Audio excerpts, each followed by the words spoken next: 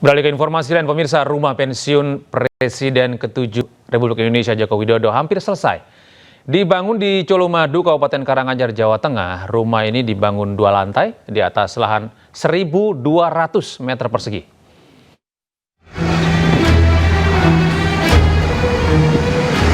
Inilah rumah yang diberikan negara untuk Presiden ke-7 RI Joko Widodo.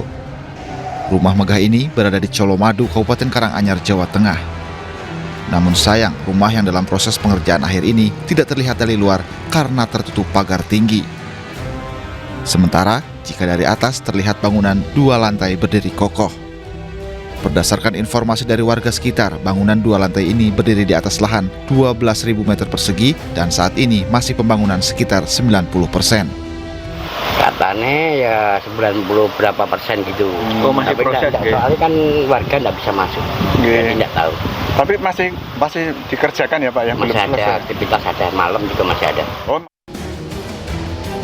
Berdasarkan Peraturan Menteri Keuangan Nomor 120 Tahun 2022, rumah pensiun Presiden dan Wakil Presiden berada di wilayah Indonesia dan mudah dijangkau.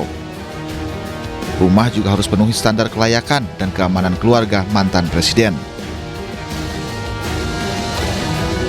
Luas lahan maksimal 1.500 meter persegi jika di Jakarta.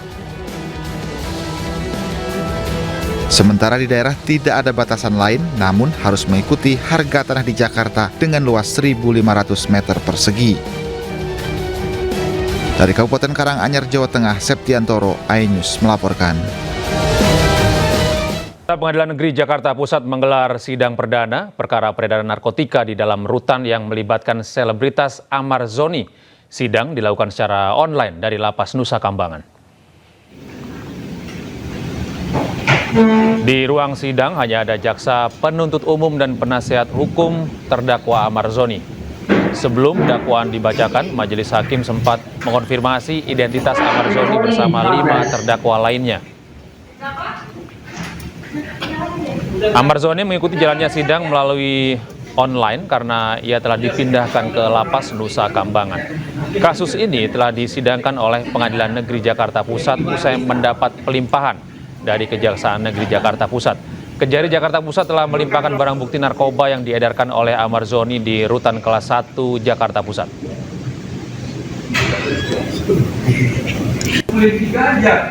Sebelumnya pada 16 Oktober lalu, terpidana kasus narkoba Amar Zoni dipindah ke Lapas Nusa Kambangan, Cilacap, Jawa Tengah. Amar Zoni dipindah bersama 5 narapidana lainnya usai terjerat peredaran narkoba di lapas.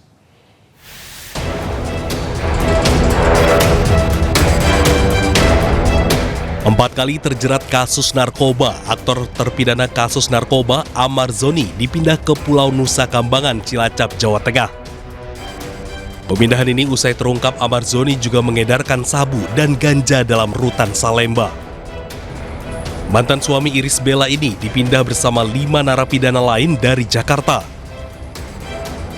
Amar Zoni yang tiba di Nusa Kambangan ditempatkan dalam Lapas Super Maximum Security Karanganyar. Pemindahan sebagai bentuk tindakan tegas pemerintah dalam memberantas narkoba tanpa pandang tebang pilih.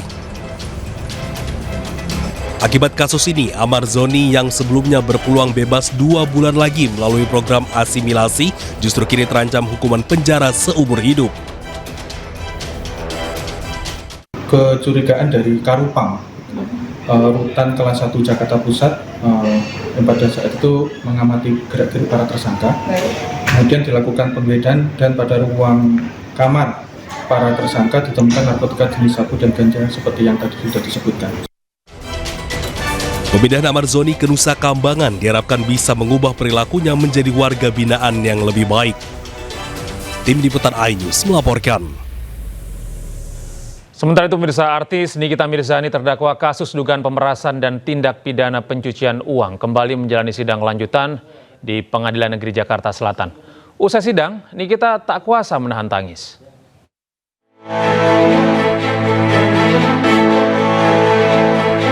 Selebritas Nikita Mirzani kembali menjalani sidang atas kasus pemerasan dan TPPU di Pengadilan Negeri Jakarta Selatan.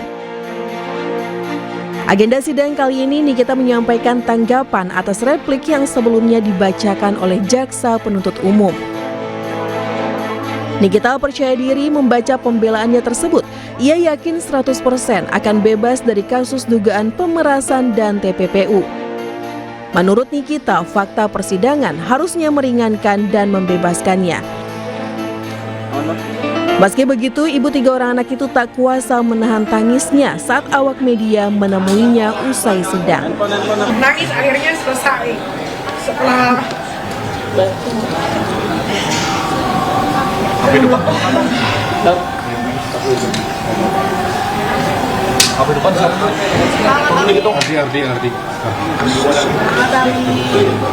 akhirnya selesai ya. Ini tanggal 28 ini hari yang saya nanti banget setelah kurang lebih 8 bulan. Akhirnya tanggal 28 ini sebentar lagi gitu. Mudah-mudahan aku nggak punya harapan lain selain ke Bapak Hakim yang mulia, semoga bijaksana. Sebelumnya, Nikita dituntut 11 tahun penjara dan denda 2 miliar rupiah oleh Jaksa Penuntut Umum atas kasus pemerasan dan tindak pidana pencucian uang yang dilaporkan oleh Dr. Reza Gladys. Sidang akan dilanjutkan 28 Oktober 2025 dengan pembacaan putusan. Aktor Jonathan Fritzy atau Ijong divonis 8 bulan penjara atas perkara obat keras dalam rokok elektrik. Putusan yang dibacakan langsung oleh majelis hakim ini lebih ringan dari tuntutan jaksa penuntut umum.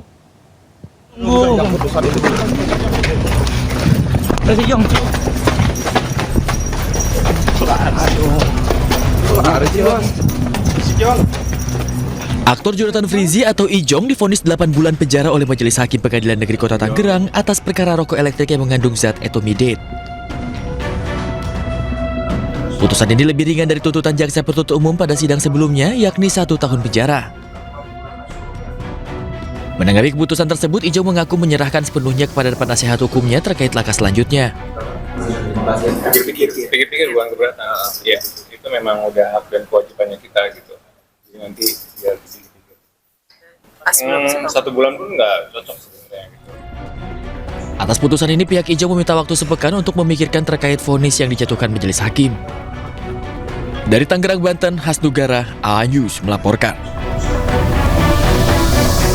Beralih ke informasi lain, pemirsa, mediasi antara peneliti kebijakan publik Bonatua Silalahi melawan Arsip Nasional Republik Indonesia terkait ijazah Jokowi digelar. Tidak ada kesepakatan dalam mediasi oleh Komisi Informasi Pusat.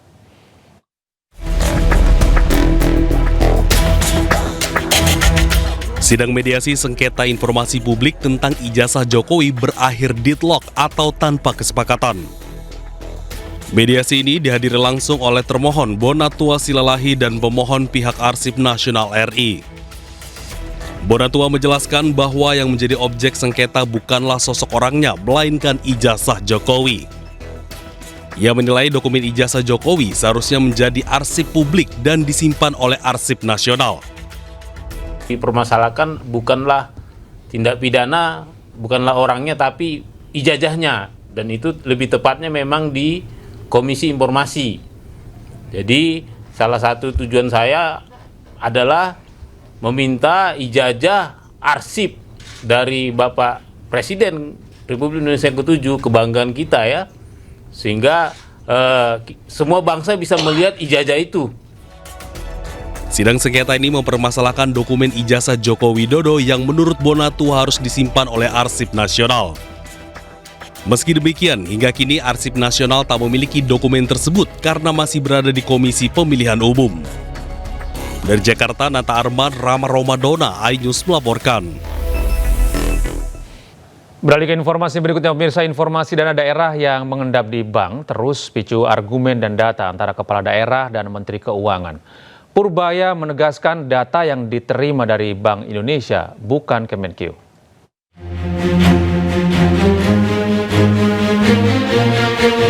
Usai Menteri Keuangan Purbaya Yudi Sadewa buka-bukaan ada dana daerah yang parkir di bank, sejumlah kepala daerah buka suara.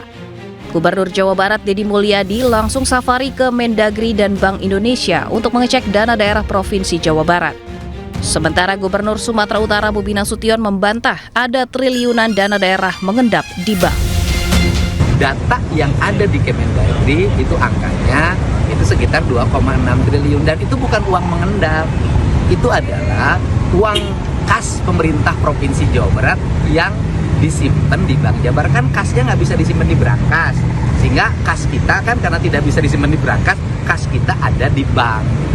RKUD kita itu hanya di Bank Sumur. Hari ini saldonya di sana ada 990 miliar. Nanti coba apakah kami salah input ataukah seperti apa yang disampaikan Pak Menko 3,1 triliun. Nah ini nanti kita lihat lagi. Tapi yang hari ini di rekening silahkan dicek, itu terbuka, boleh dicek.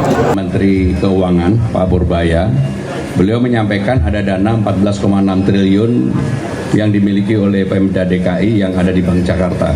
Itu betul 1000%, bukan 100% lagi, 1000%. Tetapi memang Jakarta ini pola pembayaran untuk APBD-nya biasanya terjadi pelonjakan di akhir tahun. Sementara Menteri Keuangan RI Purbaya Yudisadewa tegaskan bahwa data yang dia miliki berasal dari Bank Indonesia. Itu dana dari BI, itu dicek sama BI, harusnya betul seperti itu. Mereka harus cek lagi seperti apa dana di perbankannya mereka. Pak, penegasan kalau dilihat datanya berbeda berarti yang didapatkan oleh pihak gubernur sama yang dari BI. Itu kan dari data dari Bank Sentral, itu laporan dari bank yang dilaporkan setiap saat ke Bank Sentral. Harusnya itu yang betul. Sementara itu, Bank Indonesia mengeluarkan data per 15 Oktober 2025. Ada 15 pemerintah daerah dengan simpanan tertinggi di perbankan. DKI Jakarta menempati posisi pertama dengan dana 14,68 triliun rupiah. Jawa Timur berada di posisi kedua dengan 6,84 triliun. Di posisi ketiga ada kota Banjarbaru dengan jumlah simpanan di bank mencapai 5,17 triliun. Sementara Provinsi Jawa Barat menempati posisi kelima dengan 4,17 triliun. Pemirsa, anggota Komisi 2 DPR RI Ahmad Doli Kurnia heran dengan data dana Pemda mengendap di bank. Sementara beberapa waktu lalu sejumlah kepala daerah mengeluh kekurangan anggaran. Terkait itu, Doli meminta Menkyu Purbaya dan para kepala daerah bertemu.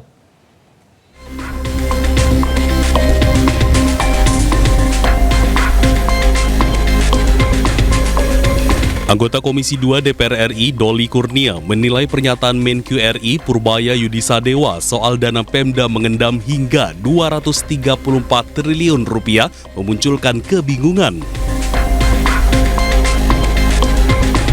Doli ungkap sejumlah pemerintah daerah mengaku kekurangan anggaran untuk melaksanakan program pembangunan karena adanya pemangkasan dana transfer dari pemerintah pusat. Namun DPR juga dapat informasi ada sekitar 234 triliun anggaran mengendap. Terkait hal itu, Doni mengusulkan adanya mediasi antara Kementerian Keuangan dengan pemerintah daerah guna menyelesaikan polemik ratusan triliun dana Pemda yang disebut mengendap di bank. Dia menyarankan Kementerian Dalam Negeri memfasilitasi pertemuan sekaligus rapat koordinasi antara Menkyu RI Purbaya dengan para kepala daerah guna membahas penyebab dana Pemda tersebut yang belum terserap. Tim Liputan iNews melaporkan. Menkyu RI Purbaya heran pemerintah daerah memilih simpan anggaran dalam bentuk giro. Menurutnya, hal tersebut justru membuat rugi, bahkan membuka potensi kepala daerah diperiksa Badan Pemeriksa Keuangan.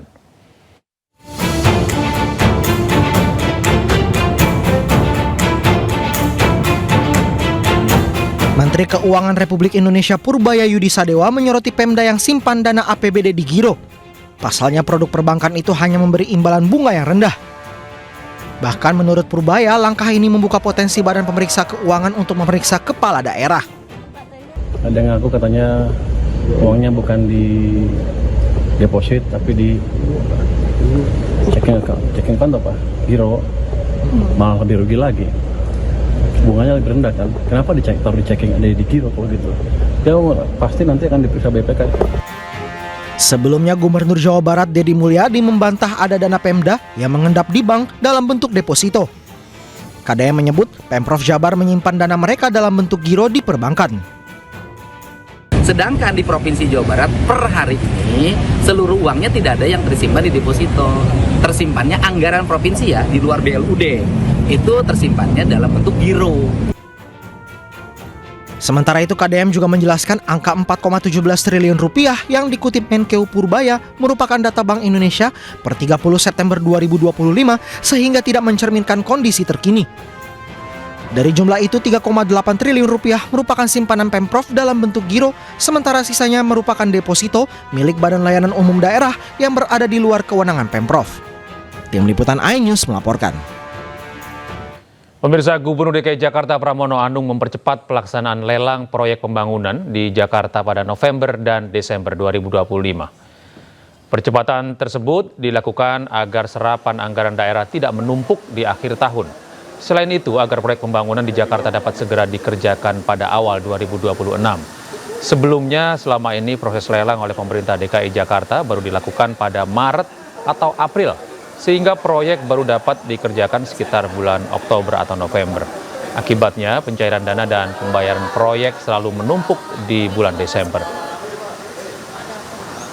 Pengalaman ketika di pemerintah pusat pada waktu itu, yang namanya lelang dan sebagainya di Kementerian PUPR itu boleh diadakan mulai dengan bulan November, Desember. Proses itulah yang kemudian mempercepat pengadaan dan juga serapan yang ada di pemerintah pada waktu itu. Maka dengan cara yang sama saya memberikan izin untuk lelang itu diadakan, diperbolehkan pada bulan November Desember, tapi pelaksanaan awal tahun depan. Sehingga dengan demikian tidak seperti yang sekarang, proses lelangnya itu baru pada bulan Maret, April, dan kemudian pelaksanaannya baru bulan Oktober, November, dan kemudian uangnya menumpuk di bulan Desember seperti yang kemarin disampaikan oleh Bapak Menteri Keuangan. Sehingga dengan demikian saya akan memulai bahwa proses lelangnya boleh diadakan pada bulan November, Desember, pelaksanaannya bulan Januari, Februari, sehingga tidak semuanya menumpuk di akhir tahun. Sedangkan untuk anggaran PKK harus ada lah. Keluarga diplomat muda Arya Daru Pangayunan kembali menyambangi gedung Bareskrim Polri. Pihak keluarga mendesak dilakukan gelar perkara khusus.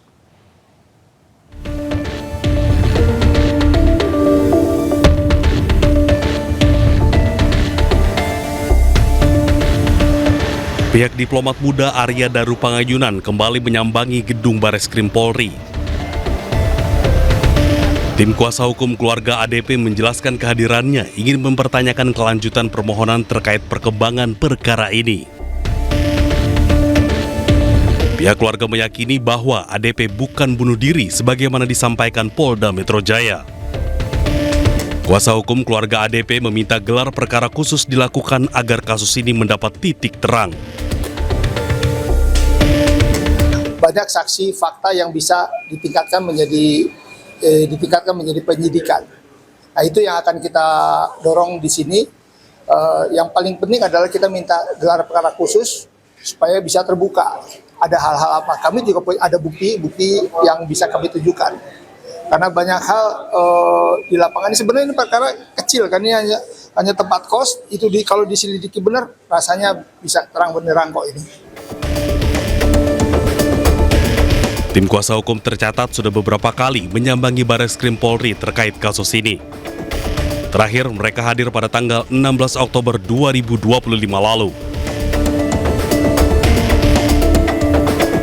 Sebelumnya, Arya Daru Pangayunan ditemukan tewas di kamar kosnya di Jakarta Pusat dalam kondisi wajah terlilit lakban. Namanya Muhammad Kevin Pradana.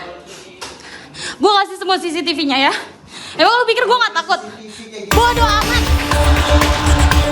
Kasus dugaan penganiayaan serta pelecehan seksual yang menimpa RDA, seorang karyawati SPPG di Kota Bekasi, Jawa Barat, naik ke tahap penyelidikan.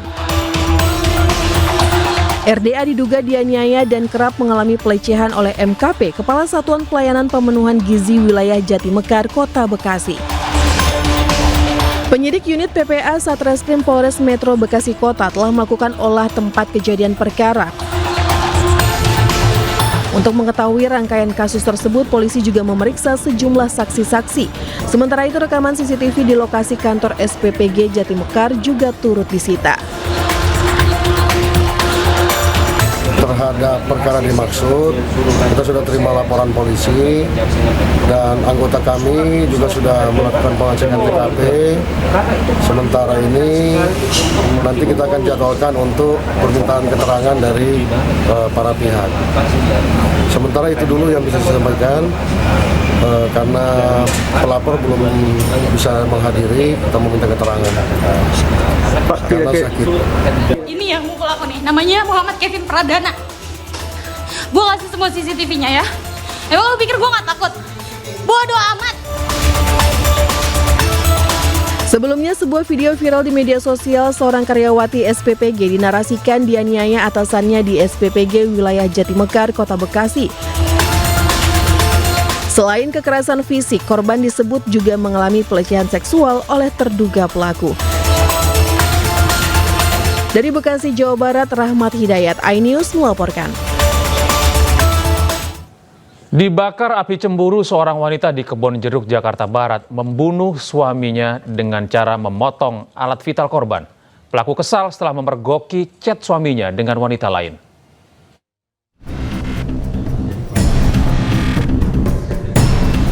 Unit Reskrim Polsek Kebonjeruk menggelar rekonstruksi kasus tewasnya seorang pria di tangan istrinya sendiri. Korban tewas akibat alat kelaminnya dipotong menggunakan pisau. Sebanyak 25 adegan diperagakan, di mana salah satunya pelaku sempat mengantarkan korban ke rumah sakit usai menganiaya korban. Namun naas, setelah 23 hari dirawat di RSCM Jakarta, korban meninggal dunia. Aksi nekat pelaku dilatar belakangnya cemburu karena mengetahui isi chat korban dengan wanita lain. Kemudian dalam penanganan dokter selama 23 hari dalam proses klinika itu, korban dinyatakan meninggal dunia oleh dokter rumah sakit UND. Untuk motif yang kami dapat yaitu bahwa si pelaku ini dia melihat isi chat handphone dari korban, dia cemburu melihat ada isi chat dari handphone. Sebelumnya, warga di sekitar rumah Pak Sutri menduga kematian korban karena penyakit paru dan ginjal.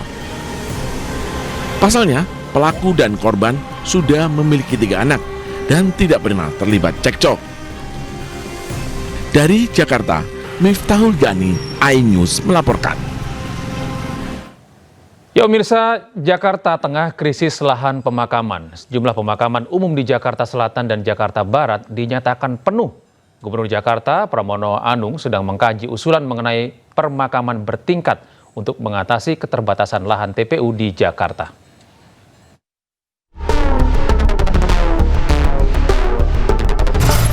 Keterbatasan lahan pemakaman umum menjadi masalah seiring perkembangan kota Jakarta saat ini. 9 pemakaman umum milik Pemprov Jakarta di Jakarta Selatan tidak menerima lagi makam baru karena sudah penuh. TPU tersebut meliputi Tanjung Barat, Jagakarsa, Kampung Kongsi, Grogol Selatan, Kebagusan, Pisangan, Pejaten Timur, Pejaten Barat, dan Cikoko. Sementara di Jakarta Barat juga ada 11 pemakaman umum milik Pemprov yang dinyatakan penuh karena tidak ada ketersediaan lahan.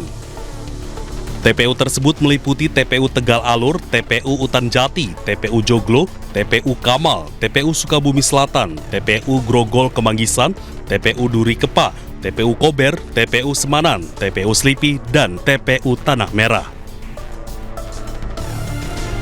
Gubernur DKI Jakarta, Pramono Anung, saat ini tengah mengkaji berbagai opsi untuk mengatasi keterbatasan lahan makam di ibu kota.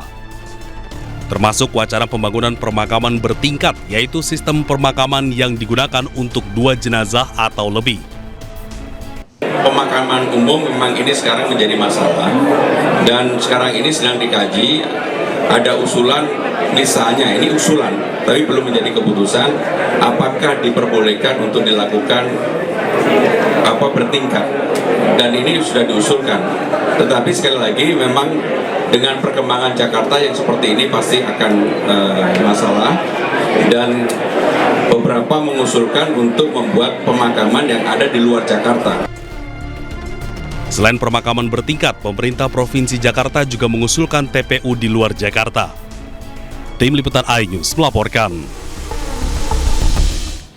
Ya, pemirsa, menumpuk jenazah dalam satu liang lahat dalam ketentuan Islam diperbolehkan, asalkan dalam kondisi darurat seperti keterbatasan lahan. Meski demikian, harus dilakukan dengan tata cara yang benar.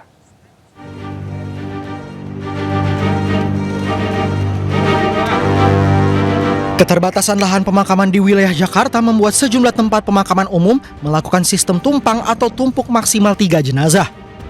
Menumpuk jenazah dalam satu liang lahat dilihat dari ketentuan Islam diperbolehkan asalkan dalam kondisi darurat seperti keterbatasan lahan yang saat ini tengah dialami pemerintah Provinsi Jakarta. Kendati demikian, menumpuk jenazah dalam satu liang lahat harus dilakukan dengan tata cara yang benar. Jenazah yang dimasukkan lebih dulu ke liang lahat ditempatkan di posisi paling dalam. Kemudian jenazah berikutnya diletakkan di sebelah jenazah pertama dengan tetap memiringkan jenazah ke kanan dan menghadap kiblat. Sistem makam tumpang juga memiliki beberapa syarat seperti jeda waktu minimal 3 tahun dari jenazah sebelumnya, izin ahli waris, serta hanya bisa dilakukan di makam keluarga. Kini 69 dari 80 TPU di Jakarta sudah menerapkan sistem makam tumpang.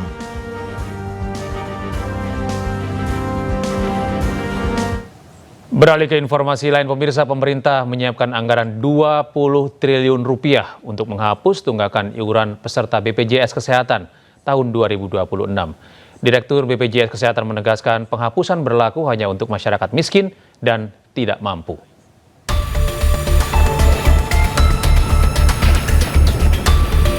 Menteri Keuangan Purbaya Yudi Sadewa menyiapkan 20 triliun rupiah untuk menghapus tunggakan iuran peserta BPJS Kesehatan mulai tahun depan. Purbaya menyebut anggaran tersebut sudah masuk dalam anggaran pendapatan dan belanja negara tahun 2026.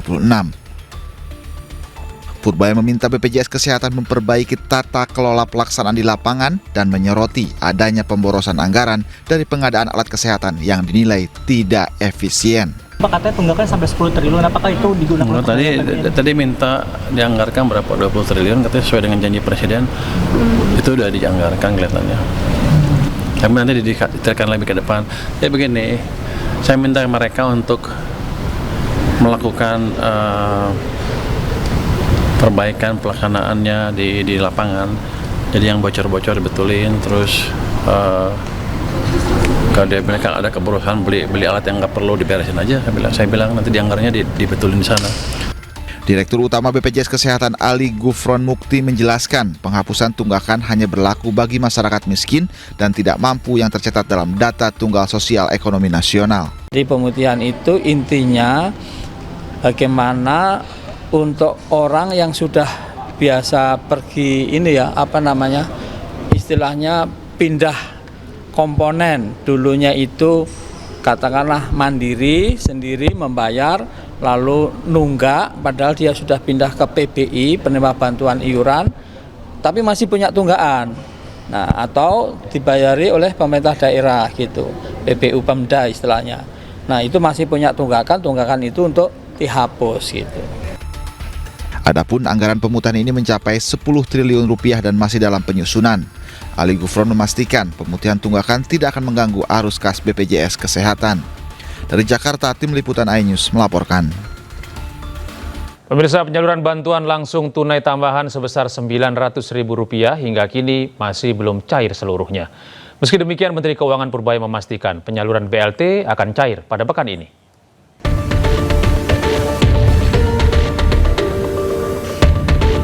Bantuan langsung tunai tambahan sebesar Rp900.000 hingga kini masih belum juga cair. Kantor pos Jakarta Pusat pun terpantau sepi. Belum ada antrian penerima manfaat di dalam dan luar area kantor pos.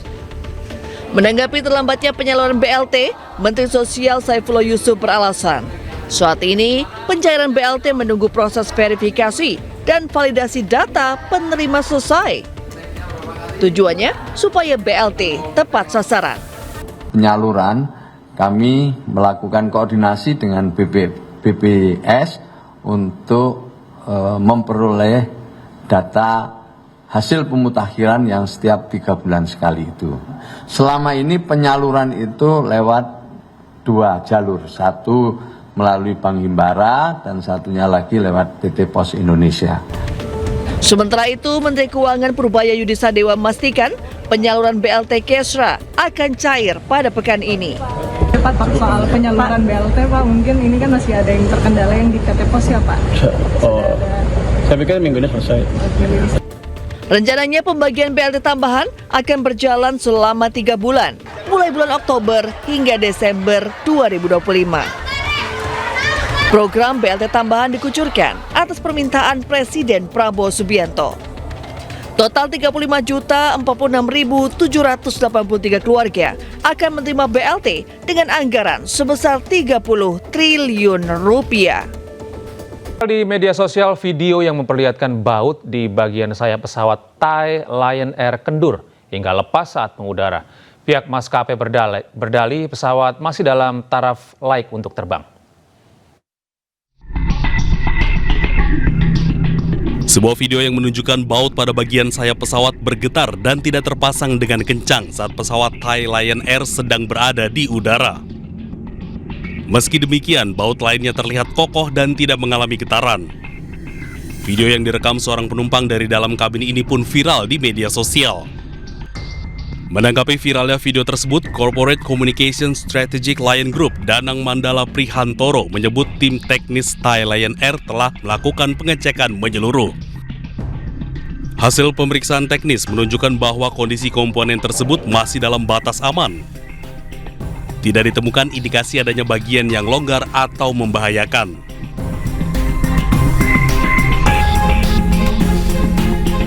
Secara teknis, pergerakan kecil pada baut yang terlihat di video adalah akibat dari akumulasi getaran dan aliran udara saat pesawat terbang.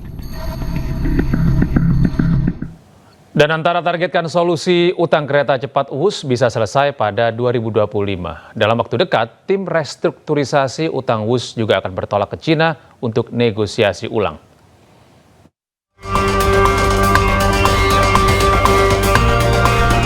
Polemik utang proyek kereta cepat Wush masih berlanjut.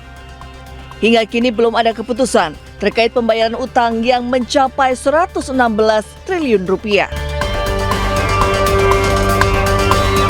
Namun, Chief Operating Officer atau COO Danantara, Doni Oskaria menyebut persoalan utang proyek kereta cepat Jakarta-Bandung ini akan segera selesai.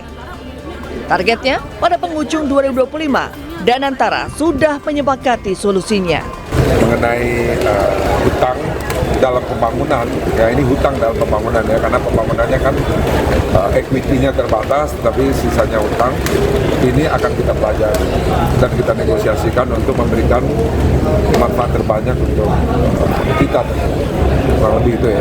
Jadi kesepakatannya tahun ini selesai, Pak? Harus selesai, ya harus selesai, dan kami pastikan selesai.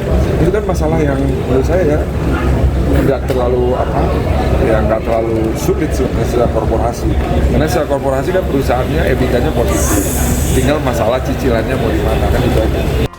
Sebelumnya, Ketua Dewan Ekonomi Nasional Luhut Binsar Panjaitan memastikan proses restrukturisasi utang proyek WUSH terus berjalan. Melalui restrukturisasi ini, maka jangka waktu pembayaran utang mungkin akan diperpanjang sehingga beban keuangan menjadi lebih ringan.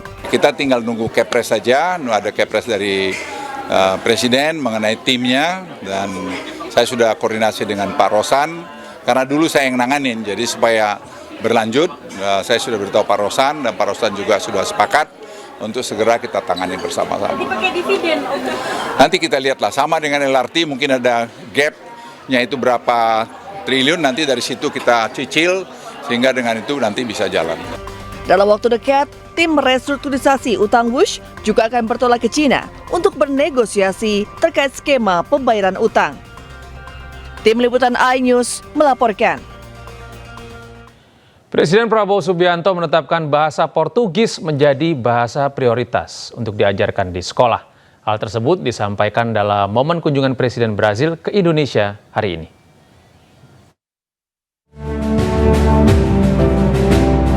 Presiden Republik Indonesia Prabowo Subianto menyambut langsung kedatangan Presiden Brazil Lula da Silva di Istana Negara Jakarta.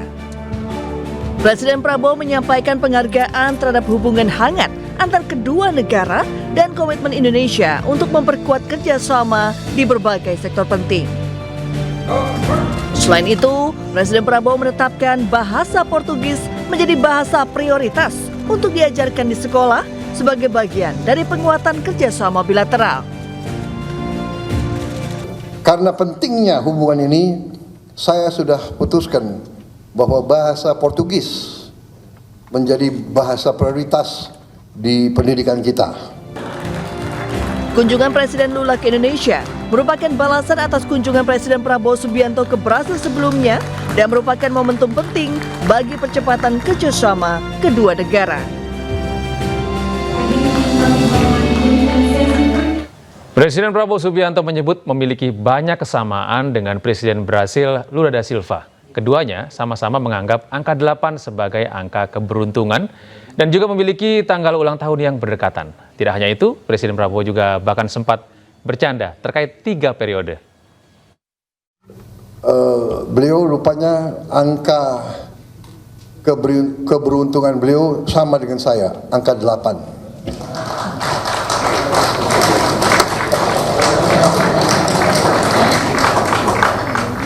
Jadi angka 8. Kita juga sama-sama lahir bulan Oktober. Jadi ulang tahun saya tanggal 17 Oktober.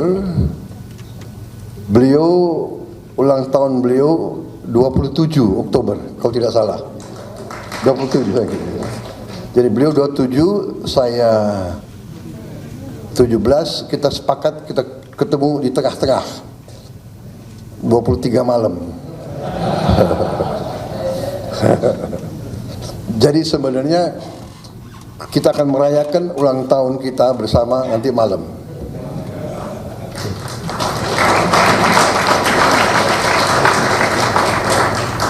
Kalau diizinkan oleh ibu negara Brasil, kalau beliau izinkan kita rayakan nanti di tengah-tengah. Jadi ternyata banyak persamaan. Mungkin kita ditakdirkan untuk sekarang bekerja sama-sama untuk membela, memajukan rakyat kita. Saya mau akui di sini bahwa saya ini pengagum beliau karena beliau sudah memimpin lebih lama dari saya. This is your third term. Beliau sudah ketiga kali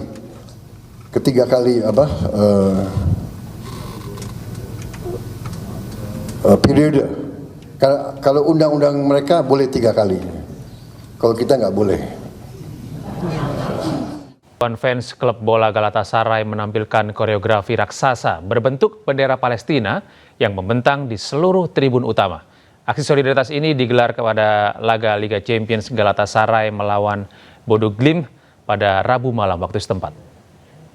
İşte Galatasaray tribünleri soykırımı durdurun diyerek çok net bir şekilde Stadion Rams Park bergemuruh tak hanya karena kemenangan Galatasaray 3-1 atas Bodo Glimt, tetapi juga karena aksi solidaritas luar biasa dari para supporternya.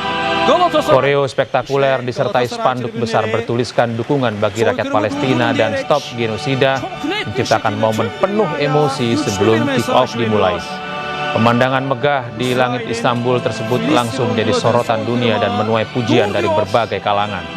Aksi ini menegaskan tradisi panjang supporter Galatasaray dalam mengekspresikan kepedulian terhadap isu kemanusiaan melalui koreografi di laga besar. İsrail'in Filistin'e uyguladığı soykırıma dur diyor. Sementara itu, mirsa, warga Palestina kembali mendapatkan teror dari sekelompok orang. Warga diserang karena ingin memanen buah zaitun dari kebunnya.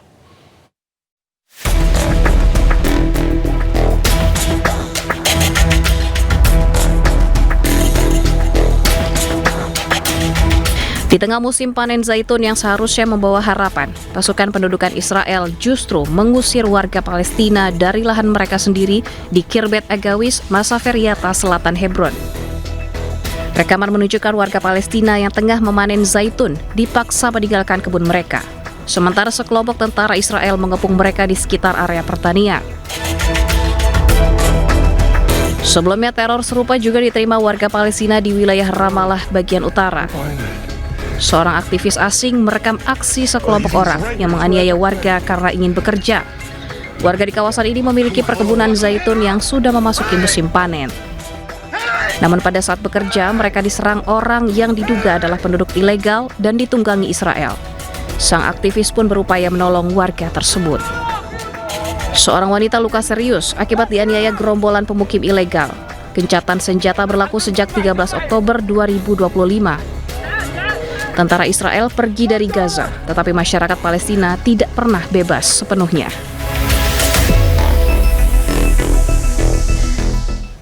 Ya mirsa, meski gencatan senjata total disepakati, warga Gaza masih belum juga aman. Bahkan, Perdana Menteri Israel Benjamin Netanyahu terang-terangan mengaku bangga telah melanggar gencatan senjata.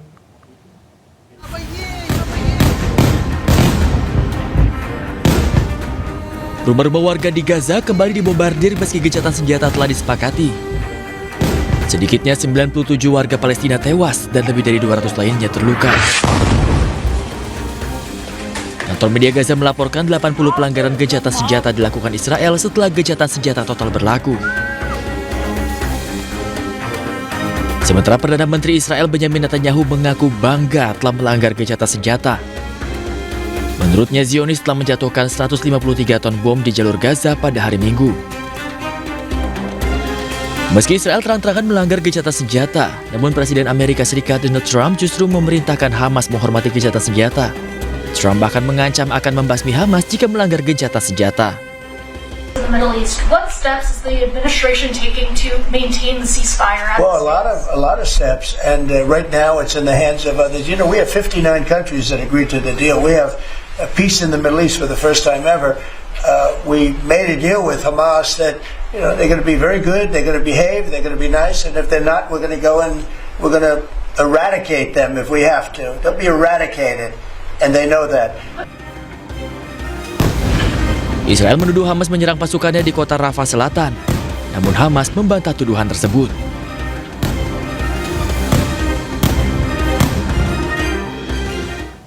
Pemirsa, suasana haru menyelimuti rumah sakit Nasser di Khan Younis, jalur Gaza. Tim medis dan warga Palestina menunaikan sholat jenazah 54 korban yang tidak teridentifikasi yang dipulangkan Israel sebelum dimakamkan secara massal. Dan pemirsa, informasi ini sekaligus menutup kebersamaan kita dalam iNews Prime hari ini. Temukan selalu informasi-informasi terbaru kami lainnya di www.inews.id. Cuplikan tayangan berita iNews juga dapat Anda saksikan di kanal YouTube @official iNews. Sesaat lagi, rekan saya Camar Hayanda akan hadir dalam program iNews Malam. Saya Gede Satria, pamit undur diri. Terima kasih atas kebersamaan Anda. Tetap sehat, tetap semangat, dan sampai jumpa.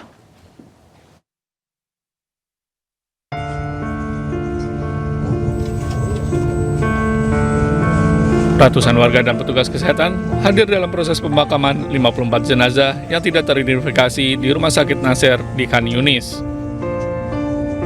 Otoritas Gaza menyatakan banyak jenazah tidak dapat diidentifikasi karena banyaknya luka bekas penyiksaan. Ke-54 jenazah warga Palestina yang dikembalikan ke wilayah Gaza sebagai bagian dari kesepakatan gencatan senjata antara Hamas dan Israel ini. Selanjutnya dimakamkan di kota Deir al-Balah di tengah kota Gaza. Tim pertahanan sipil Gaza juga menemukan sejumlah kerangka jenazah korban serangan Israel yang tertimbun di bawah puing bangunan akibat serangan Israel. Total lebih dari 280 jenazah warga Palestina telah ditemukan. Namun, angka tersebut diyakini baru sebagian kecil dari jumlah korban sebenarnya. Diduga sekitar 10.000 korban masih tertimbun di reruntuhan. Tim pertahanan sipil bekerja siang dan malam dan keterbatasan termasuk minimnya peralatan berat dan teknologi penyelamatan yang memadai. Setiap hari, tim menerima puluhan permohonan dari keluarga Palestina yang berharap bisa menemukan jasad kerabat mereka.